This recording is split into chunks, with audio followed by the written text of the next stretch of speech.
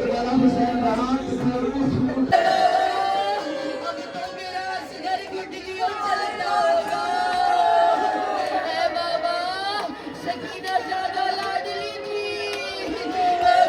تو گائز آج تھا 9 محرم اور 10 محرم کی شب لگ چکی ہے. دن کو مجلس پہ لے کے گئی تھی مجھے فائزہ, اور بہت اچھا پرسہ ہوا. جیسے کہ آپ نے لاسٹ کلپ میں دیکھا ہے کہ بڑا ہی پیارا فائزہ کی امی نے تابوت تیار کیا تھا, میرے سامنے ہی تیار کیا. ہم لوگ بیٹھے ہوئے تھے, اپنی زیارات کر کے آئے ہوئے تھے نہر فرات سے, آئی تھنک نہر القمہ سے ہم آئے تھے. تو جتنی دیر میں ہم گپ شپ کر رہے تھے, چائے پی رہے تھے, ریلیکس ہو رہے تھے, فائزہ کی امی نے تابوت ریڈی کر لیا. اب تابوت پہ کچھ لوگ بولیں گے کہ آپ لوگ تابوت کیوں بناتے ہیں, یہ اسلام میں نہیں ہے, اس طرح نہیں ہونا چاہیے. یہ تو ایک ہماری چھوٹی موٹی خواہشات ہے کہ اگر ہم ہوتے تو مولا پراپر جس طرح سے ایک طریقہ کار ہوتا ہے تدفین کا, یا اس طرح سے ہم کرتے. تو یہ ساری جو ہے ہماری ریجیں ہیں, ہماری خواہشات ہیں کہ اگر اس دور میں ہم ہوتے تو مولا کا ساتھ دیتے اور مولا کے لاشیں پامال نہ ہونے دیتے. مہندی بھی ریجوں میں نکلتی ہے, چوڑیاں بھی ریجوں میں نکلتی ہیں, لوگ اپنی منتیں اٹھاتے ہیں اور بہت سارے لوگوں کی منتیں قبول بھی ہوتی ہیں. خاص طور پر اہل سنت کی بہت زیادہ منتیں قبول ہوتی ہیں. میری اپنی فرینڈز ہیں, میں مولا سے دعائیں کر رہی ہوتی ہوں, یا مولا میری, بے شک وہ سننے والے ہیں, لیکن جو ڈس بلیو کرتے ہیں نا, مولا ان کو زیادہ دیتے ہیں کہ تاکہ ان کو پتہ چلے کہ یہ ایسا در ہے کہ جس سے کوئی چیز, کوئی خواہش خالی نہیں ہے. آپ اولاد مانگنے آتے ہیں, آپ کو اولاد ملتی ہے. آپ رزق مانگنے آتے ہیں, آپ کو رزق ملتی ہے. آپ زندگیاں مانگنے آتے ہیں, زندگیاں ملتی ہیں. آپ علم مانگنے آتے ہیں, آپ کو علم ملتا ہے. آپ, سب سے بڑی بات ہے, درس سے آپ کو عزت ملتی ہے. ٹھیک ہے. تو لاسٹ میری ویڈیو میں لوگوں نے کامنٹ کیے کہ آپ دیکھیں گے ادھر یو کے جا کے کیا کرو گی, اور بڑا بیش کر رہے تھے, بڑا ٹرول کر رہے تھے. لیکن دیکھیں, میں نے یہ نہیں کہا کہ میں بہت حاجن نمازن پرہیزگار ہوں, میں عالمہ معلمہ ہوں, لاؤز باللہ, میری اتنی اوقات ہی نہیں ہے. لیکن میں اپنی پوری کوشش کروں گی. میں ابھی پریکٹس میں ہوں. میں یہ نہیں کہہ رہی ہوں کہ میں میرے سے کوئی گناہ نہیں ہوئے, میں بہت جو ہے دودھ کی دھلی ہوئی ہوں. بالکل ایسا نہیں ہے. میں سمجھتی ہوں, اور یہ ساری پردہ تو توفیق کی بات ہوتی ہے.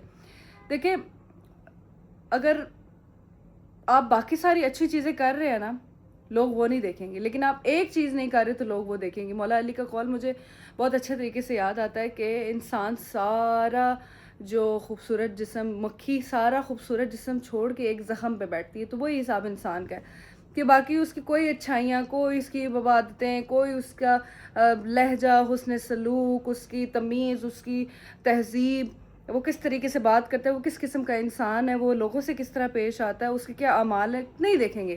لیکن آپ کی چھوٹی سی بات پکڑ کے نا اس کو ٹرول کرنا شروع کر دیں گے. لیکن کوئی بات نہیں, دلوں کے حال مولا بہتر جانتے ہیں, اور ہم نے جو ہے آگے جان اللہ کو دینی ہے, اپنے مالک کو, اپنے پروردگار کو دینی ہے, اپنی اپنی قبر میں جانا ہے. تو بس اتنا کہوں گی کہ یار آپ لوگ جج نہ کیا کریں. جج کرنے کے لیے اللہ پاک کی ذات بہت ہے. وہ جو ان کے کام ہے نا, وہ انہی کے ہاتھ میں رہنے دیں. آپ پلیز خدا نہ بنیں. اینی ویز, یہ تو پوائنٹ سے ایک موضوع سے ہمارے ہٹ کے بات تھی. آج ہے 9 محرم, 10 رات کی شب لگ چکی ہے.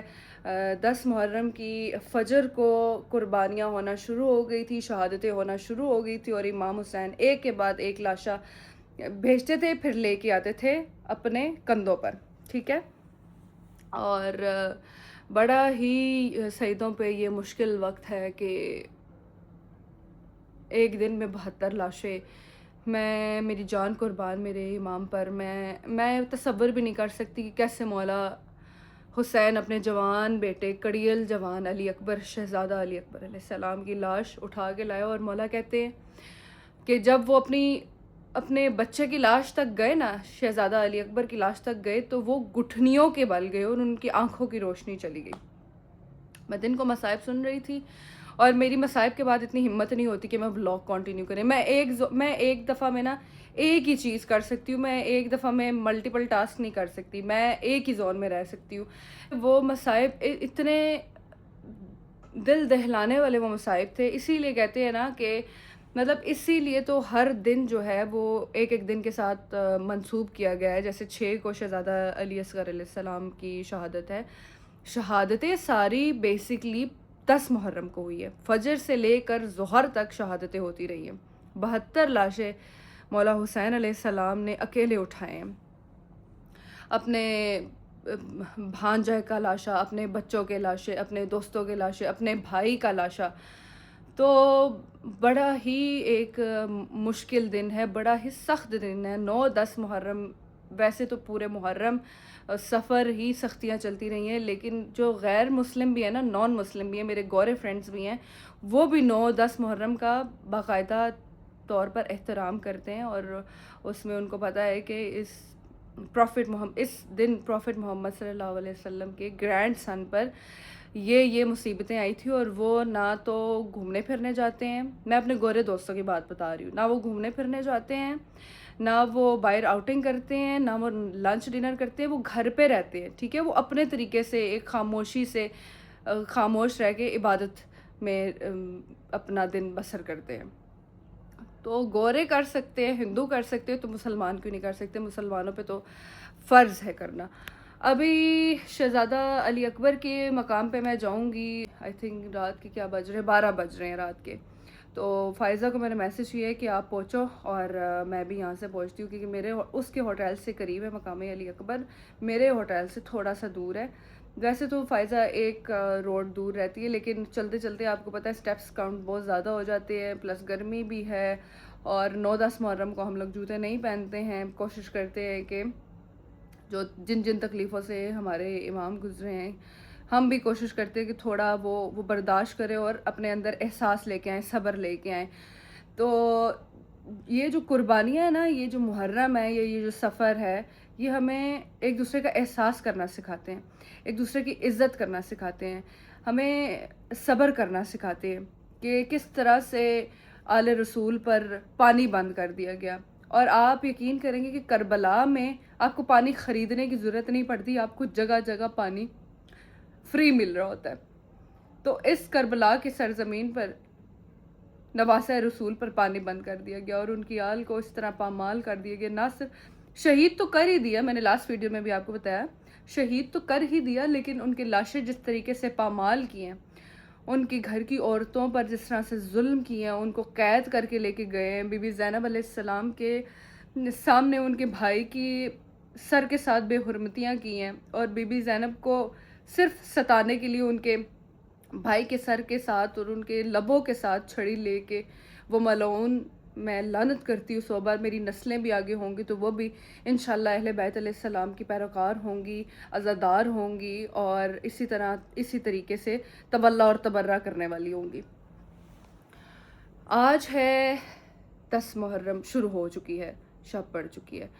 تو میں نے جانا ہے شہزادہ علی اکبر علیہ السلام کے مقام پر، اور میں نے ابھی تک ایک کف عباس، یعنی مولا عباس کے بازو کی، جہاں پہ ان کا بازو گرا تھا، ایک زیارت کی ہے. دوسرے جہاں پر بازو گرا تھا دوسری جگہ کی زیارت نہیں کی. تو میں آج یہ کوشش کروں گی کہ میں کف عباس کی بھی زیارت کر لوں. ایک دفعہ شہزادہ علی اکبر کے مقام کی، جہاں پر ان کو برچھی لگی تھی، وہاں اس جگہ کی زیارت کر لوں، تھوڑا سا پرسہ دے دوں. تو بس نکلتے ہیں آگے، آپ کو اپڈیٹ کرتے ہیں کہ آگے کیا کیا کریں گے.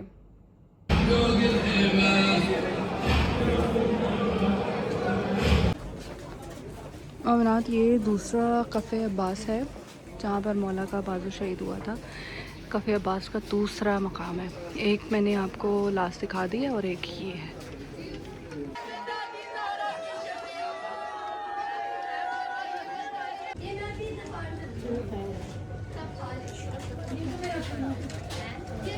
یہ مائدہ نے نیاز دی تھی فائزہ کی مجلس میں. فائزہ کی مجلس تو نہیں، مولا کی مجلس ہوتی ہے، لیکن فائزہ کی طرف سے تھی. تو یہ علم پاک، مجھے خواہش تھی کہ یہ مجھے ملے، اور میں دیکھ رہی تھی فائزہ کی طرف، سب کو بانٹ رہی تھی. میں نے کہا کہ مجھے نہیں ملی، تو اچانک سے فائزہ آئی میرے لیے یہ لے کے. اور یہ دی ہے انہوں نے تسبیح دی ہے ہمیں خط صغرا ملا. یہ میں آپ کو اپنے ہوٹل جا کے پورا پڑھ کے بتاؤں گی کہ اس خط میں کیا لکھا ہے. اور اس کے علاوہ ہمارے پاس چادر ہے.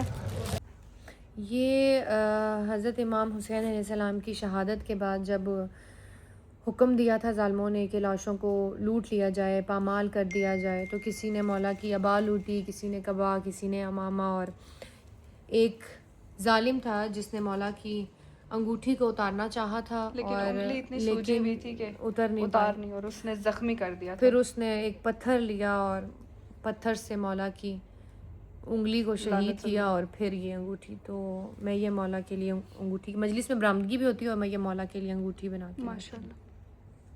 عجل اللہ تعالی فرجک وسہل اللہ تعالی مخرجک وجعلنا من الانصارک ووالک جميعا. سب اپنے اپنے کارنرز پکڑ کے کینڈلز جلا رہے ہیں.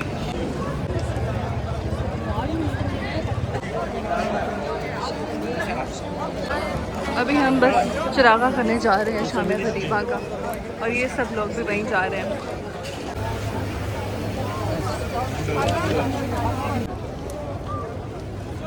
یہ صحیح ہے، یہ خیمہ گاہ ہے اور یہ سارے مٹی کے ڈھیر لگے ہوئے ہیں. اٹھا کے یوں کریں گے نا. آج کے دن سارے خیمے جلا دیے گئے تھے اور تمام جتنے بھی عزادار ہیں وہ عزاداری کرنے کے بعد یہاں پر آ جاتے ہیں کینڈلز لے کے، اور کینڈلز ختم ہو جانے کے بعد سب آہستہ آہستہ روانہ ہو جاتے ہیں اور یہ جگہ بالکل خالی ہو جاتی ہے.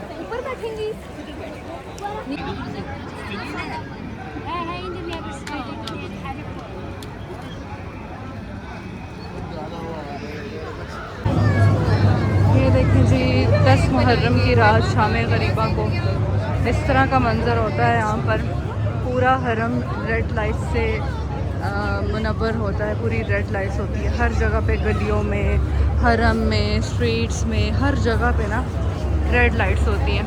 شام غریبہ یعنی غریبوں کی شام، جب سارے قافلے جو تھے تنہا رہ گئے تھے اور بی بی زینب اور باقی بیویاں اکیلی رہ گئی تھی، تو اس شام کو کہتے ہیں کہ شام غریبہ.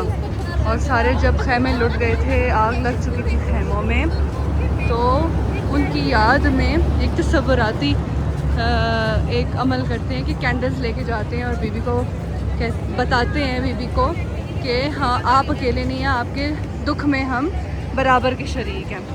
تو کینڈلز وغیرہ چراغا اس لیے کیا جاتا ہے. سو بیسکلی شام غریبہ یہ ہے.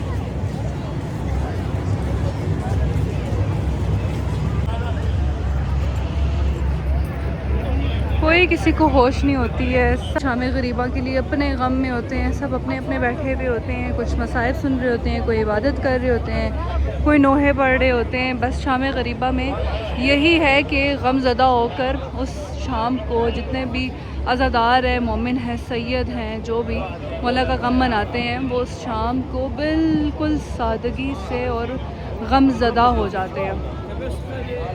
یہ ہے تلہ زینبیہ علیہ السلام، جہاں سے بی بی اپنے بھائی کو قتل ہوتا ہوا دیکھتی رہی. یہ تلہ زینبیہ ہے اور سامنے مولا کا وہ جگہ ہے جہاں پر مولا کو شہید کیا گیا. میں آپ کو سامنے سے دکھا دیتی ہوں. مولا کا روضہ اور یہ رہا تلہ زینبیہ.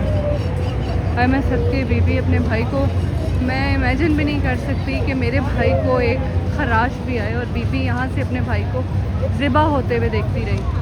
اللہ لعنت اللہ لقوم الظالمین. یہاں پہ مرد زیارت کرتے ہیں.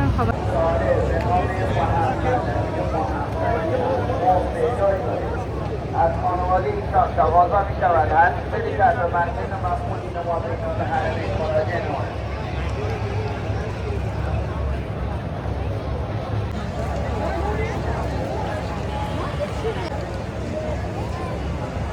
خانم راضیه و جامعه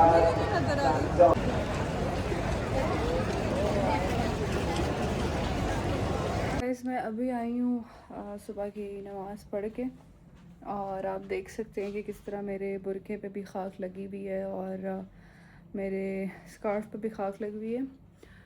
تو آپ لوگ سوچ رہے ہوں گے کہ انہوں نے اب خاک کیوں لگا لی، یا یہ ننگے پاؤں کیوں چلتے ہیں، یا ان کا کیا طریقہ کار ہے.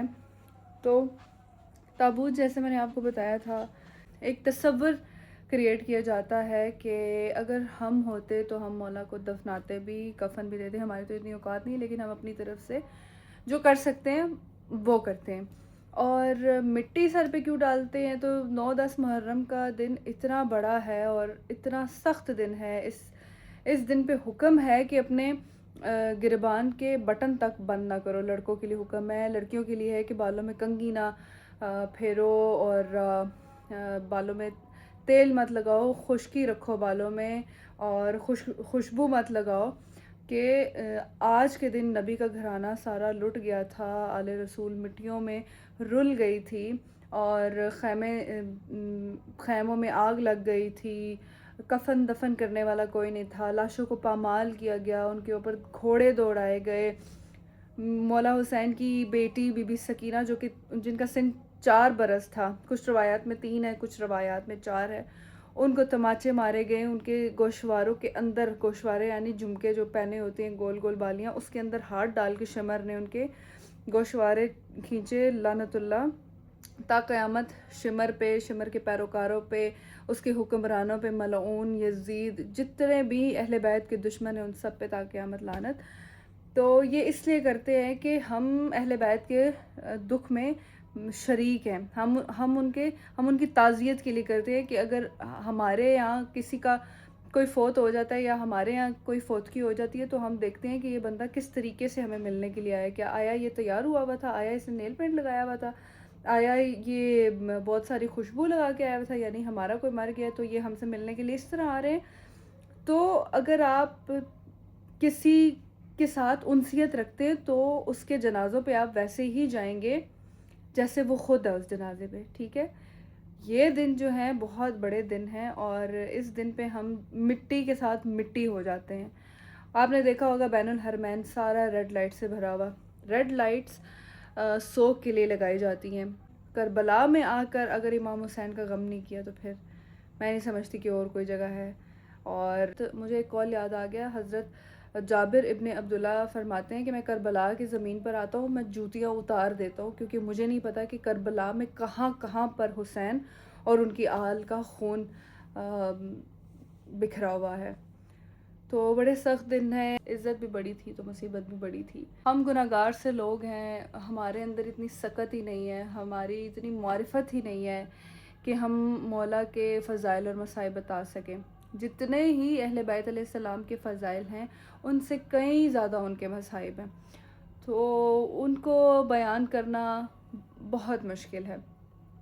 ابھی میں آئی ہوں نماز پڑھ کر، اور 3 دن ہو گئے ننگے پاؤں چلتے ہوئے. ساکس پہن کے رکھتے ہیں یہاں پہ، ساکس کے بغیر نہیں چل سکتے کیونکہ پاؤں نہیں نظر آنے چاہیے. تو میں یہ سوچ رہی ہوں کہ آل رسول کو پورا سال، ان کی بیٹیوں کو، ان کی بہنوں کو پورا سال ننگے پاؤں، کبھی ایک دربار میں، کبھی دوسرے دربار میں، کبھی کہاں کبھی کہاں. اور یہ سب کچھ کرنے والے یاد رہے مسلمان تھے، کلمہ گو تھے، نبی کے اوپر ان کے باپ دادا ایمان لے کر آئے ہوئے تھے، نبی کی محفلوں میں بیٹھا کرتے تھے. یہ تھا آج کے دن کا ولاگ. میں سوچ رہی تھی کہ میں آنے سے پہلے جو میری زیارات مس ہو گئی ہیں وہ میں کمپلیٹ کر لوں. پتہ نہیں اب میں نے کب آنا ہے اور کب نصیب قسمت لے کے آئے گا مجھے. اور پھر نیکسٹ ڈے میری تیاری ہوگی UK کی. سو ملتے ہیں نیکسٹ ولاگ میں. ٹل دین ٹیک کیئر. اللہ حافظ.